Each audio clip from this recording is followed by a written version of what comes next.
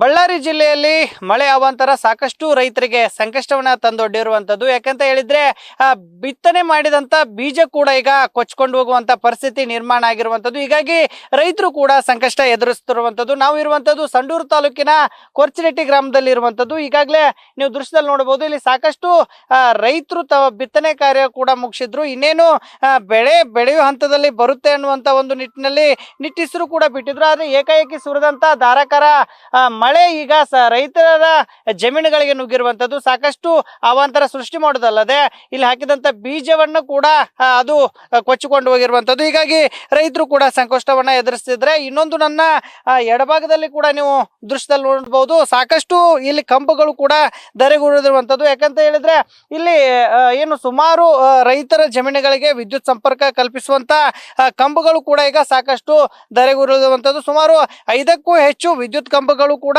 ಈ ಒಂದು ಮಳೆ ಗಾಳಿಯ ರಭಸಕ್ಕಾಗಿ ಈ ಬಿದ್ದಿರುವಂತದ್ದು. ಸಾಕಷ್ಟು ಅವಾಂತರ ಸೃಷ್ಟಿಯಾಗಿರುವಂತದ್ದು. ಒಂದ್ ಕಡೆ ಈಗಾಗಲೇ ಬಿಸಿಲು ಕಾಲ ಕೂಡ ಇರುವುದರಿಂದ ಒಂದ್ ಕಡೆ ಜಮೀನುಗಳಿಗೆ ಏನು ಪಂಪ್ಸೆಟ್ ಗಳ ಮೂಲಕ ನೀರನ್ನು ಹಾಯಿಸಬೇಕಾಗಿತ್ತು. ಆದ್ರೆ ಎಲ್ಲೋ ಒಂದ್ ಕಡೆ ಈ ಒಂದು ಕಂಬಗಳು ಕೂಡ ಈಗ ಧರೆಗುರುಳಿದ ಪರಿಣಾಮವಾಗಿ ರೈತರು ಕೂಡ ಸಾಕಷ್ಟು ಒಂದು ವಿದ್ಯುತ್ನ ಸಮಸ್ಯೆಯನ್ನ ಎದುರಿಸ್ತಿರುವಂತದ್ದು. ಒಂದ್ ಕಡೆ ಈ ಭಾಗಕ್ಕೆ ಬ್ರಿಡ್ಜ್ ಆಗ್ಬೇಕನ್ನುವಂತ ಒಂದು ನಿಟ್ಟಿನಲ್ಲಿ ಸಾಕಷ್ಟು ರೈತರು ಕೂಡ ಒತ್ತಾಯವನ್ನ ಮಾಡ್ತಿದ್ರು. ಆದ್ರೆ ಈವರೆಗೂ ಕೂಡ ಅಧಿಕಾರಿಗಳು ಮಾತ್ರ ಯಾವುದೇ ಒಂದು ಸಮಸ್ಯೆಗೆ ಏನು ಪರಿಹಾರ ಮಾಡುವಂತ ಒಂದು ಕೆಲಸಕ್ಕೂ ಕೂಡ ಮುಂದಾಗಿಲ್ಲ. ಹೀಗಾಗಿ ರೈತರು ಕೂಡ ಇಲ್ಲಿನ ಏನು ಅಧಿಕಾರಿಗಳ ವಿರುದ್ಧ ಆಕ್ರೋಶವನ್ನ ಹೊರ ಹಾಕ್ತಿರುವಂತದ್ದು. ನಮ್ಮ ಜೊತೆಗೆ ಇಲ್ಲಿ ಸಾಕಷ್ಟು ರೈತರು ಕೂಡ ಇರುವಂತದ್ದು. ಅವ್ರನ್ನು ಕೂಡ ಮಾತನಾಡಿಸುವಂತ ಒಂದು ಕೆಲಸವನ್ನು ಮಾಡ್ತಾರೆ. ಸರ್, ಈಗ ಇಷ್ಟೆಲ್ಲ ಕಂಬಗಳು ಬಿದ್ದಿದಾವೆ, ಇಷ್ಟೆಲ್ಲ ಜಮೀನುಗಳ ಮಣ್ಣೆಲ್ಲ ಕೊಚ್ಕೊಂಡು ಹೋಗಿದೆ.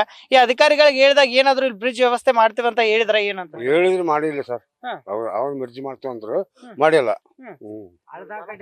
ಆಗಲೂ ಎಲ್ಲ ಬರ್ಸಿದಾಗ ಬರ್ಸಿದ್ವಿ, ಮಾಡಿಲ್ಲ. ಮಾಡ್ತೀವಿ ಅಂದ್ರು ಮಾಡಿಲ್ಲ.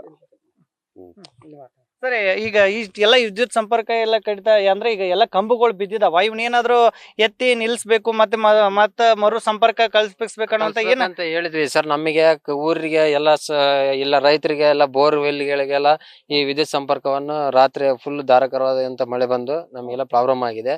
ಮತ್ತೆ ಇಲ್ಲಿ ಊರಿನ ದನಕರುಗಳು ಎಲ್ಲ ಇಲ್ಲಿಂದ ಎಲ್ಲ ಹೋಗ್ಬೇಕಂದ್ರೆ ಆ ಕಡೆಗೆ ಎಲ್ಲ ದನಕರುಗಳಿಗೆ ಹೋಗ್ಲಿಕ್ಕೆ ಬಹಳಷ್ಟು ಸಮಸ್ಯೆ ಆಗ್ತದೆ.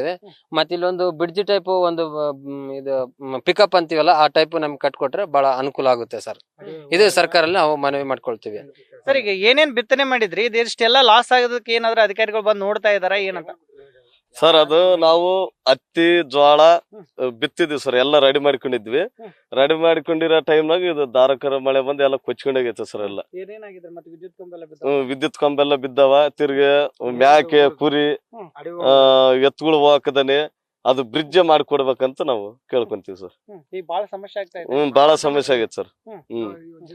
ಇವಾಗ ಎಲ್ಲ ಊರಾಗ ಇದಾವ ಸರ್. ಇವಾಗ ಆಡು ಎತ್ತುಗಳು ಎಲ್ಲ ಊರಾಗ ಇದಾವ. ಇದೊಂದು ವ್ಯವಸ್ಥೆ, ಬ್ರಿಡ್ಜ್ ಒಂದು ವ್ಯವಸ್ಥೆ ಸರ್ಕಾರ ಮಾಡಿಕೊಟ್ರೆ ನಮ್ಗೆ ಒಳ್ಳೆ ಅನುಕೂಲ ಆಗ್ತೈತೆ ಸರ್. ಇದಿಷ್ಟು ಕೊರ್ಚಿರೆಟ್ಟಿ ಗ್ರಾಮಸ್ಥರು ಕೂಡ ಹೇಳ್ತಿರುವಂತದ್ದು. ಈ ಒಂದು ಭಾಗಕ್ಕೆ ಬ್ರಿಡ್ಜ್ ಅನುಕೂಲ ಆದ್ರೆ ಸಾಕಷ್ಟು ನಮ್ಗೆ ಅನುಕೂಲ ಆಗುತ್ತೆ. ಜೊತೆಗೆ ಏನು ಸ್ವಲ್ಪ ಮಳೆ ಆದ್ರೂ ಕೂಡ ಈ ತರನಾದಂತ ಹಳ್ಳ ಇರುತ್ತೆ. ಆಗ ನಮ್ಮ ಜಮೀನುಗಳಲ್ಲಿ ಇರ್ತಕ್ಕಂಥ ಬೆಳೆಗಳು ಕೊಚ್ಚಿ ಹೋಗೋದಲ್ಲದೆ ಇಲ್ಲಿ ಪಕ್ಕದಲ್ಲಿ ಇರ್ತಕ್ಕಂಥ ವಿದ್ಯುತ್ ಕಂಬಗಳು ಕೂಡ ಧರೆಗುರುಳ್ತಾ ಇದಾವೆ. ಇನ್ನಾದ್ರೂ ಅಧಿಕಾರಿಗಳು ಎಚ್ಚೆತ್ತು ನಮಗೆ ಒಂದು ಬ್ರಿಡ್ಜ್ ಮತ್ತೆ ವ್ಯವಸ್ಥಿತವಾದಂತ ವಿದ್ಯುತ್ ಸಂಪರ್ಕವನ್ನ ಕಲ್ಪಿಸುವ ನಿಟ್ಟಿನಲ್ಲಿ ಕೆಲಸ ಮಾಡ್ಬೇಕನ್ನುವಂತ ನಿಟ್ಟಿನಲ್ಲಿ ಕೊರ್ಚಿರೆಟ್ಟಿ ಗ್ರಾಮಸ್ಥರು ಕೂಡ ಒತ್ತಾಯವನ್ನ ಮಾಡ್ತಿರುವಂತದ್ದು. ಕ್ಯಾಮ್ರಾಮನ್ ಕಾರ್ತಿಕ್ ಜೊತೆಗೆ Shivanand Medadi, news first Kannada, Ballari. News first, ನಿರ್ಭೀತಿಯಿಂದ ನಿಮ್ಮ ಪರವಾಗಿ.